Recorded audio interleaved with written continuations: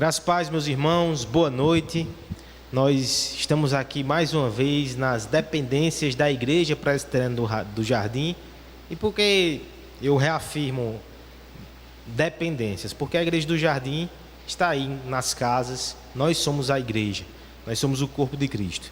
Então me alegro porque de algum modo estou com vocês nessa noite. Não estou os vendo, mas vocês estão me vendo. Espero que isso também sirva para matar um pouco da saudade, mas acima de tudo para nos fortalecer na fé. Eu dou essa palavra pastoral nesse sentido, que você apegue-se a esses canais pelos quais Deus tem comunicado graça à sua igreja. Apegue-se, que você possa estudar conosco nessa noite, depois continuar meditando nesse tema, orando, porque são os recursos que o Senhor disponibilizou para nós. Faz parte, então, do nosso bom aproveitamento, nos dedicar a Ele, certo? Então vamos orar nesse instante, pedir graça ao Senhor para o estudo da noite, para que Ele seja esclarecedor, para que Ele seja motivador, no sentido de nos alegrar em Cristo e nos brindar com um conhecimento que mexe com o nosso coração, que fortalece as nossas mãos, que nos anima para encarar os nossos desafios firmados nos pactos. E aqui eu já adianto o tema. Nós começamos uma nova série hoje. Muito bom o que vivemos até aqui. O estudo dos 7 brados da cruz falou muito ao meu coração, mas nós temos algo muito especial para daqui em diante.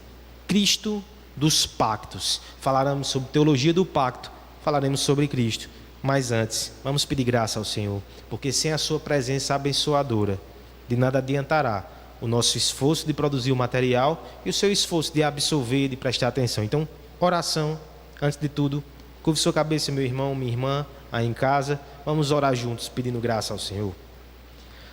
Pai amado, Pai bendito, te agradecemos, porque o Senhor não nos deixa sozinhos. Mesmo isolados e afastados da nossa comunhão tão gostosa e preciosa, o Senhor ainda tem nos alcançado com a Tua palavra. E a Tua palavra é onde nós nos firmamos para enfrentar os temporais da vida. Este é o fundamento da nossa esperança. Falaremos hoje de pacto, Senhor. Como falamos no domingo, essa doutrina ela nos fortalece, nos alegra. Portanto, abençoa, Senhor, esse momento, que seja produtivo para as nossas almas, que engrandeça o Teu nome, Pai. Me ajuda na explicação e ajuda os irmãos na absolvição. Em nome de Jesus. Amém. Meus irmãos, então, iniciamos hoje esta nova série, Cristo dos Pactos. Nós vamos, então, falar nas próximas semanas sobre a teologia do pacto. Seguiremos o material de Palmer Robertson. Cristo dos Pactos é o nome do livro. E a partir dele faremos essas análises teológicas, mas eu também acrescentarei outros materiais para que o estudo fique mais robusto, certo? Pensando então nessa questão dos pactos, uma primeira questão que eu gostaria de chamar a sua atenção é que o mundo é feito de pactos. Isso eu não estou dizendo somente como cristão ou como presbiteriano, que gosta de enfatizar essa doutrina. Eu digo isto inclusive como alguém que teve formação de jurista. Eu me lembro até hoje de um dos livros, acho que foi Introdução ao Estudo do Direito, algo assim, Introdução ao Direito, se o Tiago puder me corrigir, é de Miguel Reale Júnior. Introdução ao Estudo de Direito. E esse livro, logo no seu primeiro capítulo, ele começa de forma muito interessante, falando sobre como nossos relacionamentos, de forma geral, são movidos por contratos e alianças. Um livro de direito secular. Sabe como nós percebemos isso? A primeira relação de aliança que vem à nossa mente são os casamentos. Então, na estrutura familiar, que é inclusive o primeiro contato que nós temos com a realidade, nós já temos o pacto desenhado, uma aliança exemplificada. Mas não só isso, o exemplo que Miguel Reale dá mostra que todas as relações são abarcadas por esse tipo de proposta pactual. Ele vai dar o seguinte exemplo: você que está sentado lendo este livro, Você fez um pacto quando adquiriu esse conteúdo. Você entregou uma quantia e a pessoa lhe entregou um livro, e por trás disso ainda existe uma relação de confiança com o autor desse material e desse conteúdo, um pacto. O professor que dá aula numa instituição, o aluno que senta para ouvir, eles têm um pacto. O cliente, quando compra um produto, ele tem um pacto. Você, quando contrata um profissional liberal, você está fazendo um pacto. Até mesmo quando nós fazemos parte de uma igreja, nos submetemos às suas normas internas e também nos aliançamos com a liderança e com os irmãos, regras de convívio, comprometimentos. Você consegue perceber como em tudo há pactos? Família, negócios, escola, pacto social. A sociedade é montada sobre estruturas de pacto. Pessoas que nos representam. Responsabilidades, não somente comigo, mas com as pessoas ao meu redor, com o núcleo social, pactos.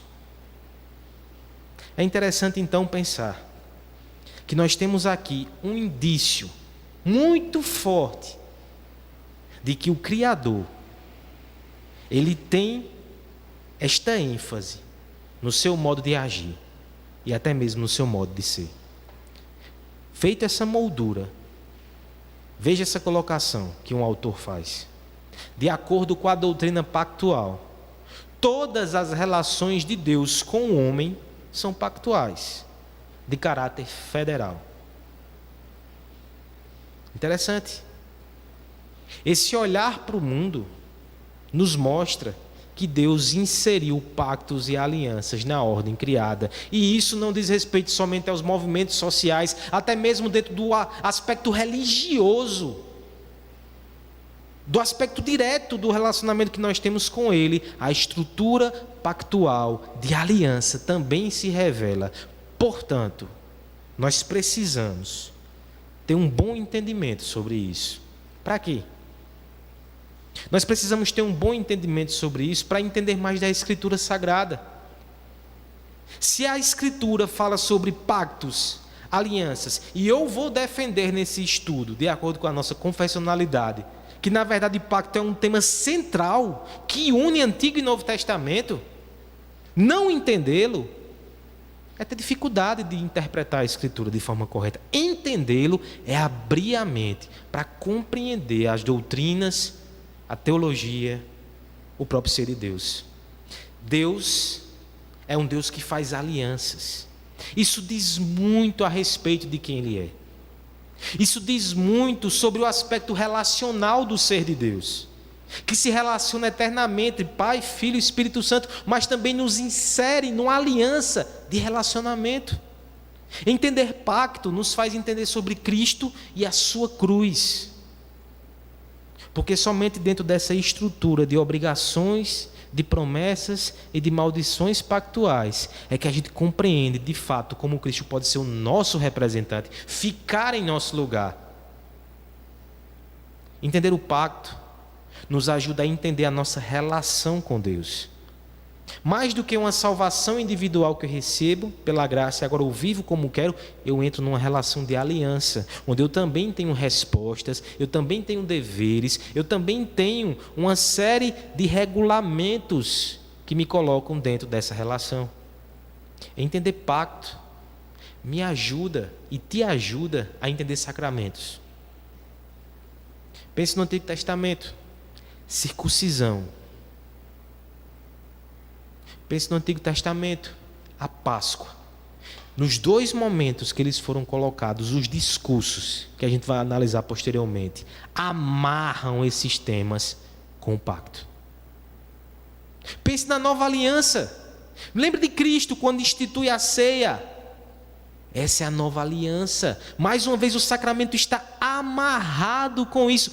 Por isso que quando nós temos uma percepção frágil sobre o pacto, os sacramentos eles não ficam tão nítidos na nossa mente o seu significado. É claro que nós vamos falar no momento oportuno um pouco sobre batismo infantil, mas é dentro da estrutura pactual que tudo se encaixa.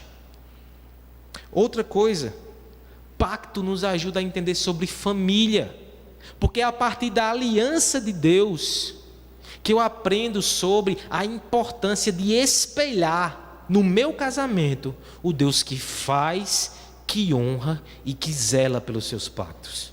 Isso afeta a família, isso afeta os filhos, afeta os casais. Entender sobre pacto é entender sobre quem são esses presbiterianos. Veja, nós falamos aqui sobre relações representativas, federais. O que significa isso? Nosso governo é assim. Elegemos oficiais e fazemos um pacto com eles. Eles nos representam. Nosso culto é assim. Nosso culto é pactual. Talvez num segundo momento a gente possa adentrar isso nas aplicações. Mas essa é uma palavra que explica muito da teologia presbiteriana. Muito do que nos distingue de outros irmãos da fé. Portanto, veja a importância de estudar esse tema. Estou querendo só lhe provocar e despertar o seu interesse. Mas eu tenho mais duas justificativas adicionais para começar esse novo assunto. Porque, a priori, nós voltaríamos para os temas que estávamos estudando com os irmãos aqui na igreja, nos encontros presenciais. Mas duas justificativas que eu gostaria de dar para lhe mostrar por que chegamos no tema. Primeiro, sermão de domingo. Domingo e nos próximos 2 sermões, nós iremos falar sobre pacto. E eu fiquei pensando comigo, a igreja absorveria com muito mais profundidade esses sermões dessa minissérie se tivesse um conhecimento prévio mais amarrado sobre pacto.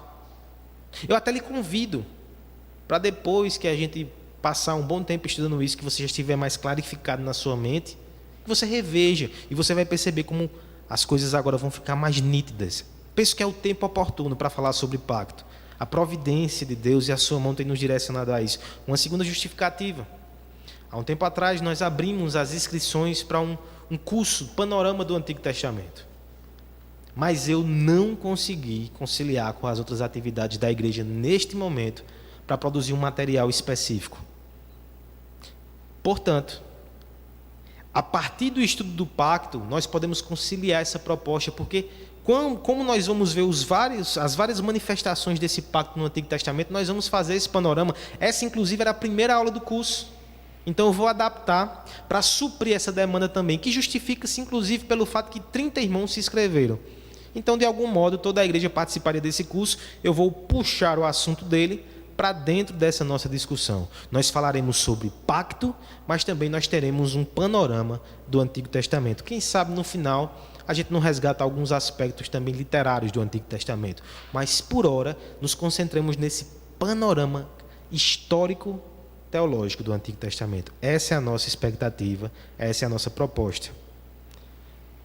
Encerrando esse aspecto preliminar, uma frase ou um trecho que eu gosto muito, de um autor chamado Lyndon Duncan III. Ele diz o seguinte sobre a teologia do pacto. A teologia do pacto é o Evangelho. Se parasse aí, já seria suficiente para nos mostrar que o nosso coração vai ser aquecido novamente.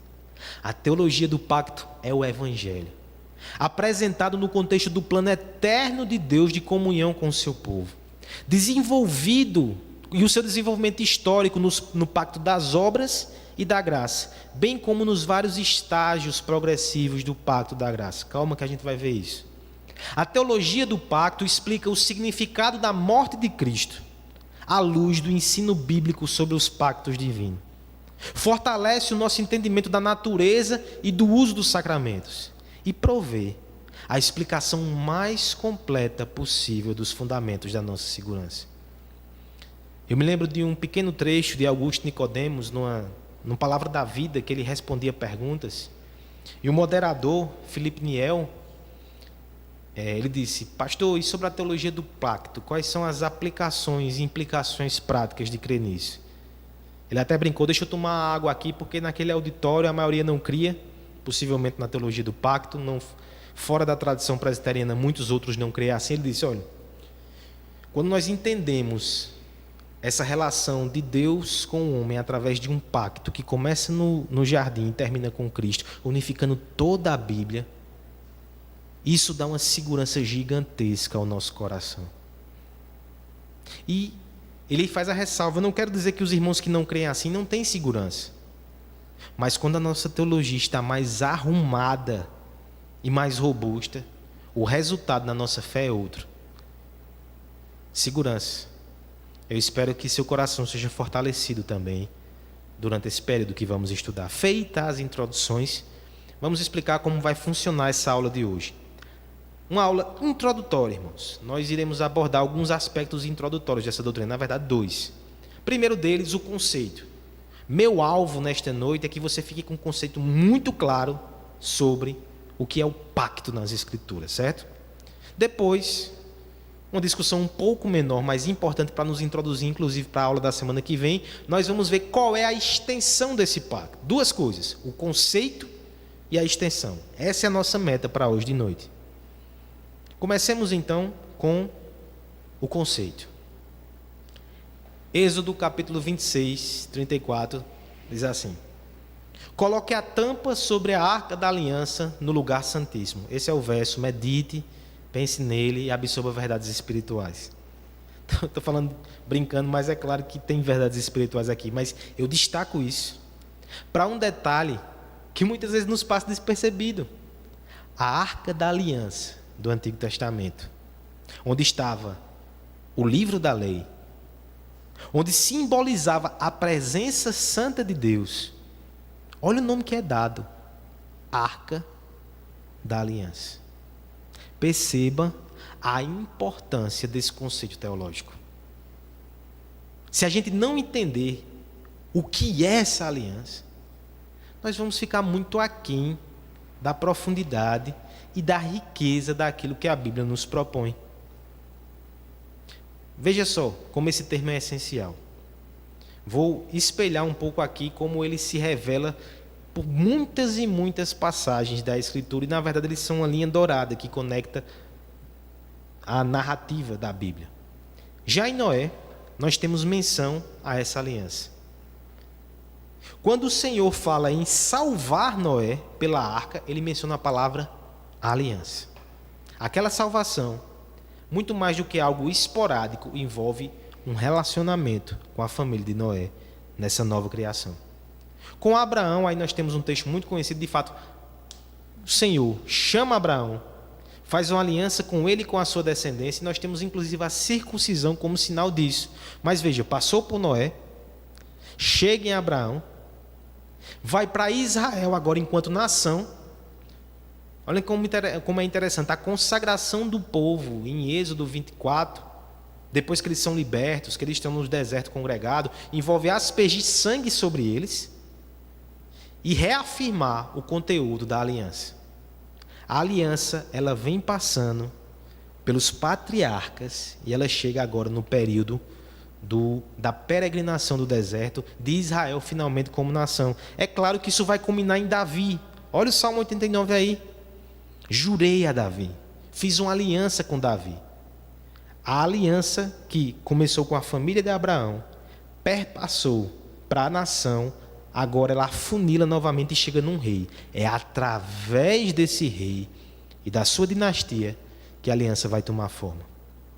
Os profetas, no período em que começa o declínio da monarquia, eles começam a apontar para uma nova aliança. Você vai ver Jeremias, Ezequiel falando sobre isso, nova aliança. Cristo, quando entra em cena, lembre do relato da ceia, ele institui essa nova aliança na sua obra e na sua pessoa. E nós estamos incluídos nisso. Que termo essencial. Aliança. O que significa? E aqui, meus irmãos, eu já faço uma explicação. Muitas vezes eu acabo intercambiando os termos, porque, em certa medida, pacto e aliança representam a mesma coisa. Mas eu vou mostrar que existe uma diferenciação de alguns autores. Vamos aos conceitos? Vamos conceituar, então, o que seria essa aliança. Primeiro conceito, um conceito clássico. Essa doutrina ela foi mais desenvolvida ali no período pós-reforma, pelos puritanos, foi quem organiza. Agostinho, nas suas interpretações, já lidava com algumas questões de unidade das Escrituras que resvalava no pacto. Calvino fez isso. Quando você lê Calvino, você percebe que ele tinha essa visão que os pactos unificavam a Escritura, mas para fazer de forma clara, para escrever livros sobre isso. São os puritanos que fazem essa sistematização. Um deles tem essa definição que eu acho bem interessante. O que é uma aliança ou um pacto? É um acordo entre Deus e o homem acerca do método de obter bem-aventurança última, com a adição de uma ameaça de destruição eterna contra todo aquele que menospreze esta bem-aventurança. O que é o pacto, então? É Deus comprometendo-se a nos abençoar eternamente se a gente cumprir as exigências do pacto, assim como também nos ameaça com maldição se nós menosprezarmos essa promessa. Excelente definição. Mas, de ponto de vista didático, nós ficaremos para analisar nessa noite o conceito mais simples de Palmer Robertson. Até porque nós estamos estudando o livro dele, né? Ele diz o seguinte: a aliança é um pacto de sangue soberanamente administrado. Vamos analisar cada uma das partes dessa sentença. Primeiro, aliança é um pacto. Pacto em que sentido? Pacto no sentido de acordo. Pacto no sentido de relação interpessoal. Interessante que coloca-se dessa forma. Em seu aspecto mais essencial, a aliança é aquilo que une pessoas. Nada está mais perto do coração do conceito bíblico de aliança do que a imagem de um laço inviolável. Temos aqui algumas questões importantes para pensar. A primeira delas é que há um aspecto relacional na aliança. Deus, Ele faz essa aliança com homens, porque ali também há um relacionamento entre eles. Até mesmo, por exemplo, quando a Bíblia ela fala sobre a aliança de Deus com a criação, com as estações, por detrás disso está o seu relacionamento com os homens. A aliança é relacional. O fim é que o homem se relacione com Deus. Tanto é que o coração da aliança é exatamente essa promessa: eu serei o Deus de vocês e vocês serão o meu povo. Esse é o coração da aliança, relacionamento. E essa questão de relacionamento dentro do contexto da aliança é tão sério que nós temos sinais, nós temos juramentos que atestam essa relação, que atestam a permanência. Deuteronômio 7:8 como exemplo, mas nós vamos ver que largamente na Escritura, sempre que se menciona esse pacto, Deus também fala jurei, ou seja, Ele está nos mostrando que Ele tem um compromisso conosco. Isso é assombroso. Isso é assombroso. Por vontade própria, sem que fosse coagido externamente, sem que nós tivéssemos direito nenhum a isso, Deus compromete-se em um relacionamento conosco. E é interessante que vários são os sinais de alianças. Um deles é comer e beber. É um exemplo aí em Gênesis 26:30, onde Isaac faz uma aliança com Abimeleque e eles comem para selar esse compromisso.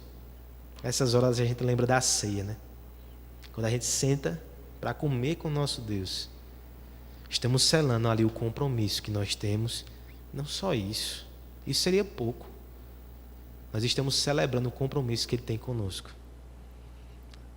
Nessas horas bate uma saudade gigante da ceia do Senhor. Olha que privilégio. Nós estamos lembrando que Deus tem um compromisso, por graça, com pecadores, de nos proteger, de nos alimentar, de nos salvar. Maravilhosa encenação, maravilhosa celebração. Pacto, a aliança é um pacto relacional. Veja como sempre o Senhor coloca sinais, porque os sinais e os juramentos servem para fortalecer o nosso coração na confiança. No dilúvio, quando Ele faz um pacto, Ele promete a Noé que não vai mais derramar a terra como água, como juízo. Ele coloca um sinal no céu para que a gente lembre, para que a gente confie. Na circuncisão, pobres crianças, nos seus primeiros dias do século masculino, tem uma parte do seu corpo bem sensível removida. Mas por quê? Porque quando eles olhassem para o seu corpo, eles teriam uma prova, um sinal, um lembrete de que eles têm um relacionamento especial com Deus, que Deus tem compromissos para com Ele. É por isso que a gente lembra sempre nesses termos de aliança de casamento. É por isso que a Bíblia fala sobre casamento na nossa relação com Deus. Cristo sendo um noivo, a gente sendo a noiva. É uma relação de compromisso. Eu não pude mencionar isso sem lembrar dos nossos estudos aqui com os noivos. Um dos estudos, no material que a gente estava trabalhando juntos, de Tim Keller, o significado do casamento, fala exatamente sobre a necessidade de a gente ter esse compromisso formal. No nosso tempo, as pessoas relativizam isso, dizendo: eu amo você. Não precisa de um papel, de um juiz, de um religioso atestando nosso compromisso. Não, a gente se ama e é suficiente. Há um capítulo nesse livro em que o argumento todo de Tim Keller é que o compromisso público e por escrito faz parte do amor. Olha esse trecho.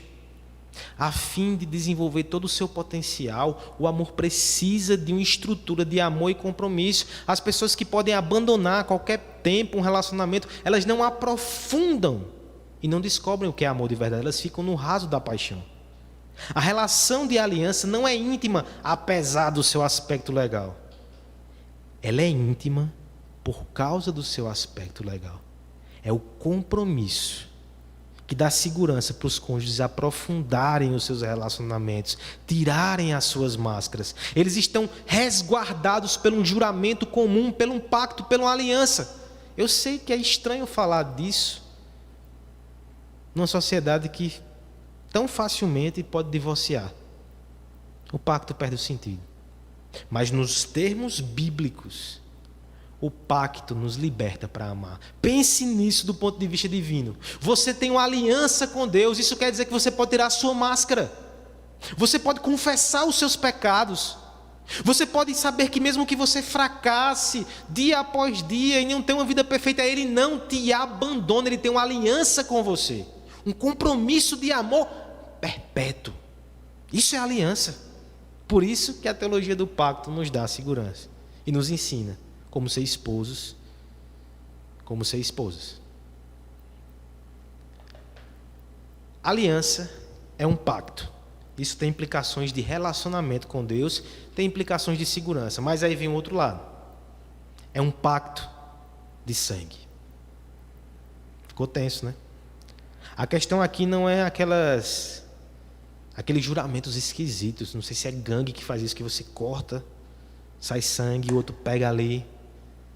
Mas a ideia de pacto de sangue é que trata-se de vida ou morte. É muito mais do que simplesmente uma opção que nós temos de nos relacionar com Deus dentro de uma estrutura assim. É vida ou morte. Quem está dentro do pacto com Deus goza de vida eterna.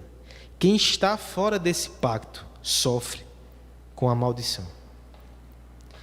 Nós temos aqui um caráter absoluto e não casual.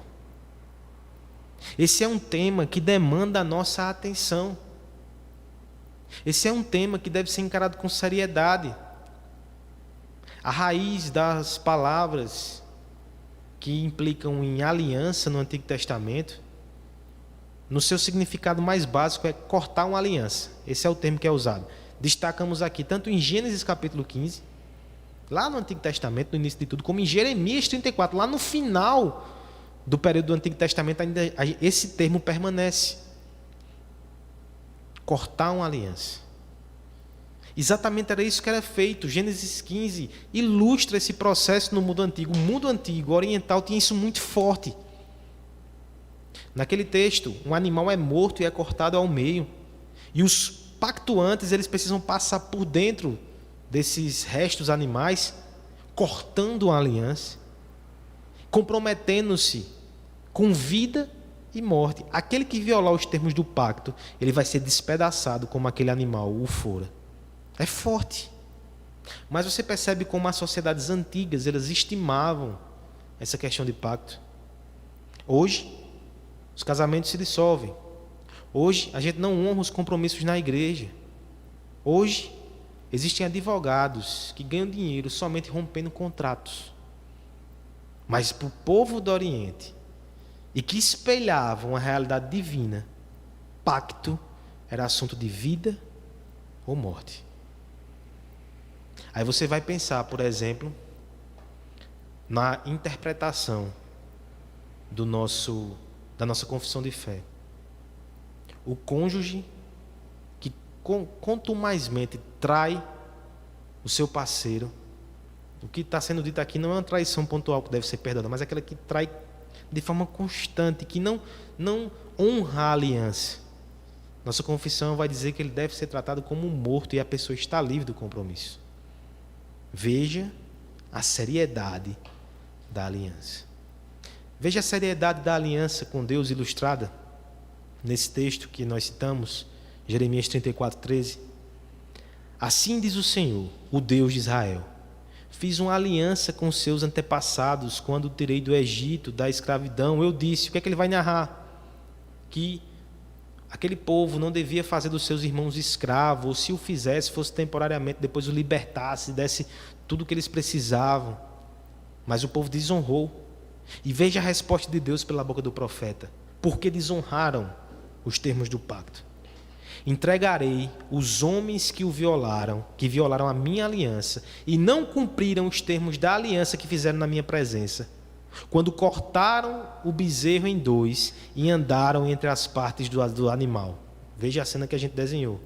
Isso é os líderes de Jerusalém, os oficiais do palácio real, os sacerdotes e todo o povo da terra que andou entre as partes do bezerro. Sim, eu os entregarei nas mãos dos inimigos que desejam tirar-lhe a vida. Seus cadáveres servirão de comida para as aves e para os animais. Deus leva pacto a sério. Nesse contexto, nós já começamos a entender como essa percepção, ela abre o nosso entendimento para compreender melhor a substituição penal, a obra de Cristo, o Evangelho. No Antigo Testamento, nós tínhamos aquilo que chamávamos de rituais cruentos. Cruentos porque havia derramamento de sangue. Hebreus 9:22 vai dizer que não há remissão de pecados sem sangue. E talvez você pense, que coisa macabra é essa? Por que esse apego ao sangue? Levítico vai explicar, Levítico 17:11. A vida da carne está no sangue. O sangue representa a vida. E quando ele é derramado nos rituais do Antigo Testamento, ele está simbolizando, sinalizando essa verdade que nós estamos aqui amarrando. Aquele que viola o pacto, ele paga com a vida. Neste sentido, como é maravilhoso então entender que a morte de Cristo foi um sacrifício substitutivo. Ele morreu como o substituto infrator da aliança. Aquele que viveu a vida perfeita assumiu em nosso lugar a condenação que nós merecíamos, porque nós violamos o pacto de Deus. Nós menosprezamos a aliança que Deus nos ofereceu. Mas Ele não nos desprezou. E na pessoa do seu Filho, nos substituiu. Ano passado nós estudamos aqui a cruz de Cristo, de John Stott. Sempre Cristo nos abençoando com esses temas. E lá nós já usávamos esses termos. O evangelho bíblico da expiação é Deus satisfazendo a si mesmo e se substituindo a si mesmo por nós. Pacto. Aliança, na verdade, é um pacto de sangue. Envolve vida ou morte. Último elemento. Aliança é um pacto de sangue soberanamente administrado. Nesse aspecto, o que é que nós destacamos aqui? Primeira coisa é que existe uma caricatura que se faz a respeito da doutrina do pacto. Alguns homens vão dizer, como assim Deus sendo tão alto, tão distante, tão superior, faz pactos conosco? Isso não nos induziria, inclusive, a uma postura de barganha, porque nos contratos a gente negocia. Será que isso faz jus à pessoa de Deus? Meus irmãos, nós precisamos entender que os termos pactuais aqui, eles se assemelham não a um contrato de serviço, mas assemelham-se aos contratos de suzerania do Oriente, onde um senhor, ele entrava em pacto com os seus aliados inferiores ou os seus servos, e ele prometia dar proteção. E aquelas pessoas pagavam encargos, se alistavam no seu exército, mas não era uma relação entre iguais. Um soberano, na verdade, impunha aquele pacto àquelas pessoas que estavam debaixo do seu governo. Deixa eu lhe dizer uma coisa. Todo ser humano está debaixo do pacto de Deus. Ele não tem opção. Em Adão foram incluídos todos no pacto das obras. A boa nova é que nós podemos encontrar também um pacto de salvação em Jesus Cristo, e não o pacto de condenação em Adão. Mas aqui eu já estou me antecipando um pouco no conteúdo da aliança. A questão é, essa soberania é unilateral. O pacto, no fim, é estabelecido nos termos de Deus, com quem Deus quer, olha a doutrina da eleição, e é garantido em sua eficácia pelo próprio Deus. Não é uma relação de iguais, não é uma relação de barganha, é uma relação de senhor e servos, mas servos extremamente privilegiados, porque na relação pactual ele se compromete, ele promete, ele nos garante benefícios sem precisar. É por isso que eu acho muito interessante a gente destacar aqui o texto da nossa confissão, que vai exatamente demonstrar esse aspecto de Deus enquanto soberano, mas ao mesmo tempo Deus extremamente condescendente em fazer aliança conosco. Confissão de Fé de Westminster, capítulo 7, fala todo ele sobre o pacto de Deus e do homem. Eu recomendo que você leia, é maravilhoso esse capítulo. Ele tem textos para a gente conferir nessa doutrina, mas olha o parágrafo primeiro, o que é que diz. Tão grande é a distância entre Deus e a criatura, que embora as criaturas racionais lhe devam obediência como seu Criador, nunca poderiam fruir de nada como bem-aventurança e recompensa, senão por uma voluntária condescendência da parte de Deus, a qual foi ele servido significar por meio de um pacto. Deixa eu ilustrar isso. Deus não fez um pacto com os animais. Ele colocou ordens, leis naturais. Eles obedecem. Fim. Deus não fez pacto com as ondas do mar. Mesmo assim, elas vêm até o limite onde Deus estabeleceu, depois voltam para o oceano. E não são parabenizadas ou recompensadas por isso. Mas Deus também criou o homem. Esse homem, em certo sentido, é só mais uma criatura que deve obediência a Deus, tanto quanto as feras do campo, as aves do céu e os elementos naturais. Mas por Deus ter feito esse homem à sua imagem, à sua semelhança, o desejo do coração do Criador é que haja entre eles relacionamento, e por isso Ele curva-se até nós com condescendência. Ele faz promessas e Ele nos convida para uma relação de aliança, onde nós temos obrigações, mas Ele, de forma espantosa, também tem obrigações. E já adiantando o spoiler, esse Deus é tão gracioso que mesmo quando o ser humano quebrou suas obrigações e atolou-se no pecado e na condenação, Ele fez um novo arranjo, onde Ele mesmo cumpre a sua parte enquanto Deus e cumpre a nossa parte enquanto homens, para que o pacto tenha êxito, para que haja comunhão, para que haja salvação, para que nós sejamos inseridos na perfeita relação de amor que a Trindade tem. Esse é o nosso Deus. Esse é o pacto. Vamos só amarrar esse conceito, porque é a partir dele que nós vamos construir e discutir muito daqui para frente. O que é uma aliança, então? Aliança é um pacto de sangue soberanamente administrado. Ou seja, envolve relacionamento, envolve vida ou morte, envolve a soberania de Deus. ele não está numa situação de iguais para conosco. Ele é superior. Nós usufruímos por graça dessa dádiva.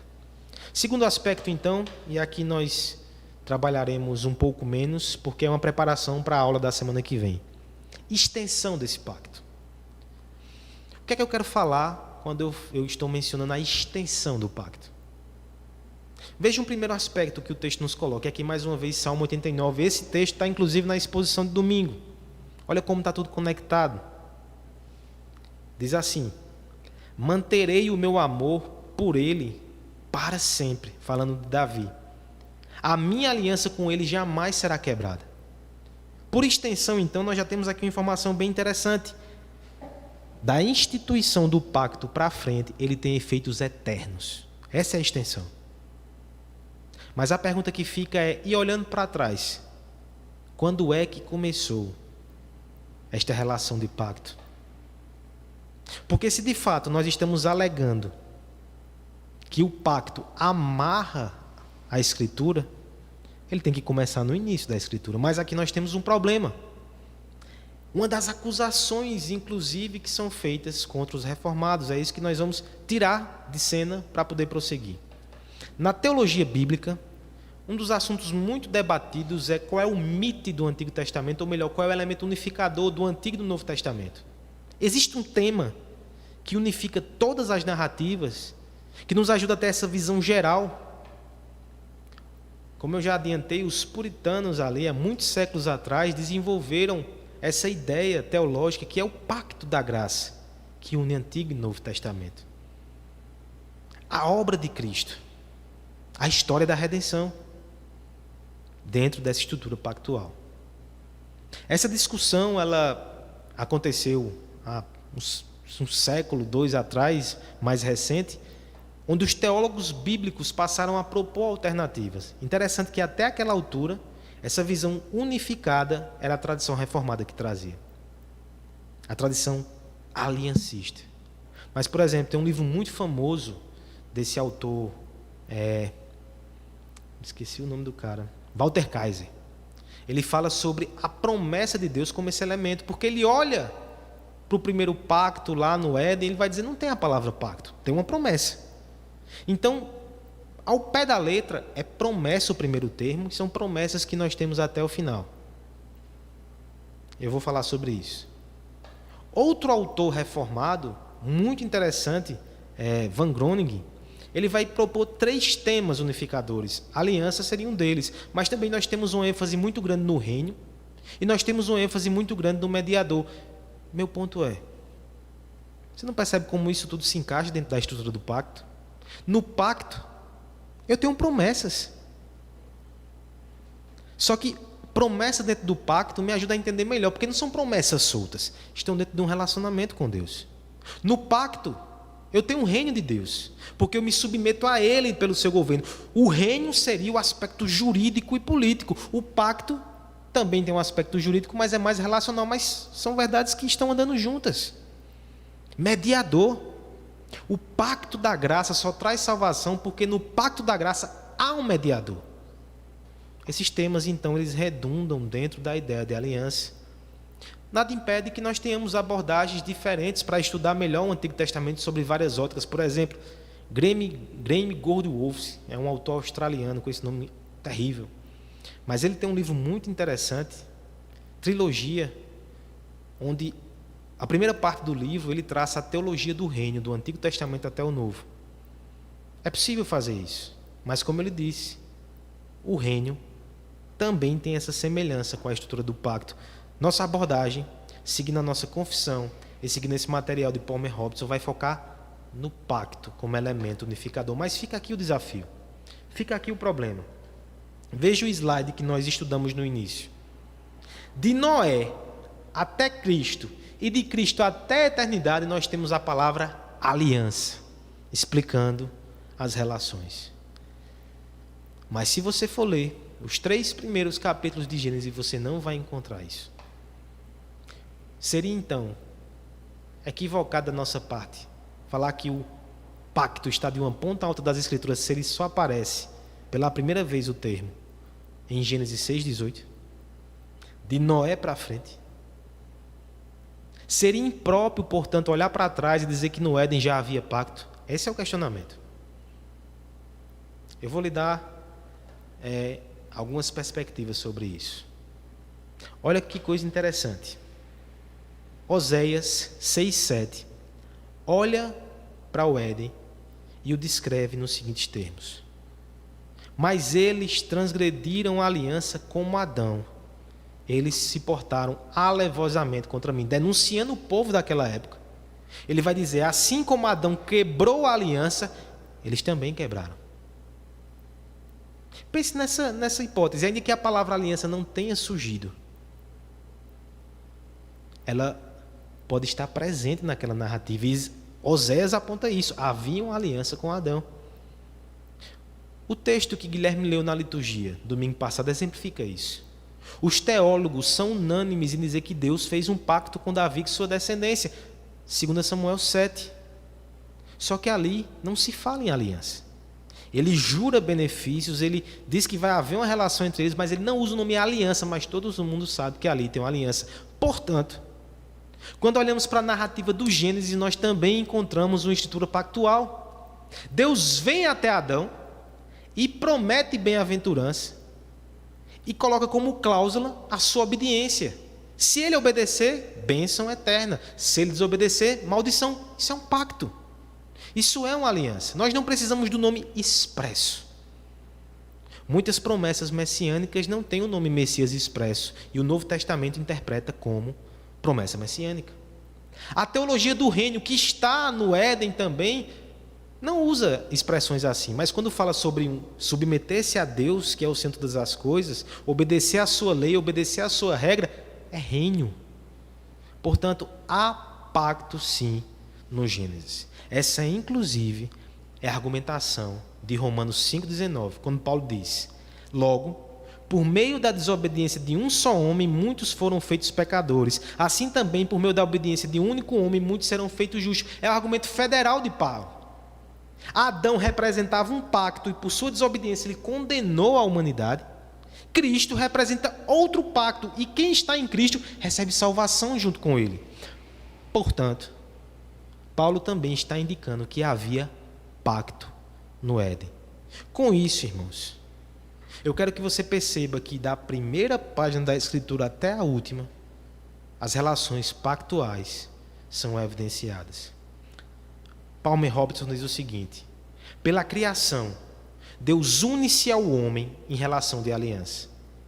Depois da queda do homem no pecado, o Deus de toda a criação graciosamente uniu-se ao homem outra vez, mediante a promessa de redimir um povo para si mesmo no meio daquela humanidade perdida. Da criação à consumação, o pacto da aliança tem determinado a relação de Deus com o seu povo. A extensão, portanto, das alianças divinas alcança o princípio do mundo e o fim dos tempos. Essa é a extensão. Semana que vem, então, nós falaremos sobre a unidade do pacto. Como é que esse mesmo pacto atravessa toda a Bíblia, a gente vai fazer rapidamente isso. E depois nós vamos falar da diversidade dentro do pacto. Semana que vem nós encerramos esses aspectos introdutórios. E aí passamos à análise de cada manifestação do pacto no texto bíblico. Adão, Noé, Abraão e por aí vai. Moisés, Davi, profetas, Cristo. Esse é o nosso percurso. Nós vamos analisar cada pacto, cada manifestação desse pacto, como ele vai ampliando e construindo um por cima do outro. Mas por hora, nós encerramos por aqui com esse lembrete. Salmo 105:8. Ele se lembra para sempre da sua aliança, por 1000 gerações, da palavra que ordenou. Deus lembra-se do pacto. Como eu e você poderíamos esquecer? Porque Deus não precisa da aliança. Mesmo assim, a aliança está diante dos seus olhos eternamente. E eu e você que precisamos da aliança. E eu e você que somos as partes favorecidas. E eu e você que encontramos graça, esperança e segurança nessa aliança. Não tire ela dos seus olhos. Quando acordar, agradeça a Deus porque você tem um pacto com Ele através de Jesus Cristo. Quando enfrentar as adversidades, agradeça a Deus, porque há um pacto que te garante proteção. Quando o pecado te derrubar, agradeça, porque você está num pacto com Deus através de Cristo e não do seu merecimento. Quais são os benefícios desse conhecimento? Entender a Escritura. Nós já analisamos um pouco desses termos, mas a partir da semana que vem a gente vai entender como é que a narrativa bíblica funciona a partir da leitura dos pactos. Nós vamos entender mais de Deus. Um Deus que é tão gracioso, que nos dá promessas e que criou o universo para se relacionar com um povo que pecou. E mesmo assim, Ele salvou, Ele acolheu. Esse é Deus.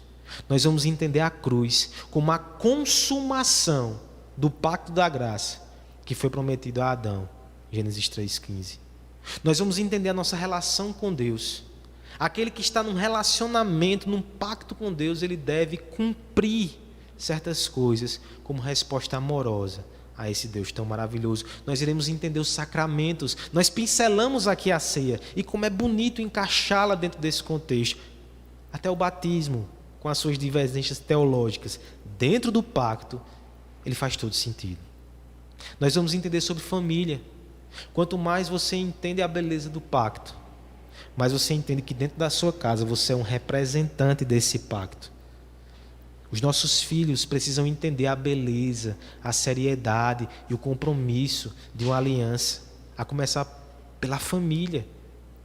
Depois ele vai ver isso na igreja, ele vai entender que é assim que Deus se relaciona conosco. Que papel importante as famílias desempenham.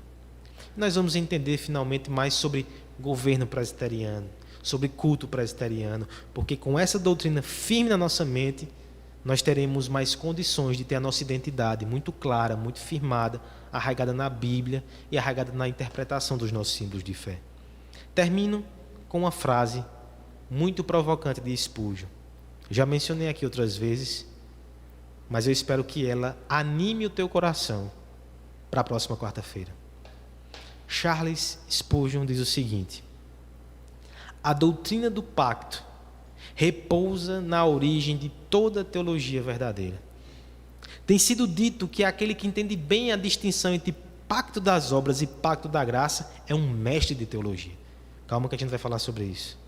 Estou persuadido que a maioria dos enganos que os homens cometem concernente às doutrinas da Escritura é baseada sobre erros fundamentais com respeito ao pacto da lei e o pacto da graça. Em outras palavras, nosso amado irmão está dizendo que ao final desse estudo, se você prestar atenção direitinho e guardar a palavra de Deus no teu coração, você vai ser um mestre em teologia. Se quiser certificado, fale com ele. Se quiser a graça, fique conosco para aprender mais sobre essa verdade tão maravilhosa das Escrituras. Gostaria de convidar nesse instante o nosso irmão Vitor para ele fazer uma oração final.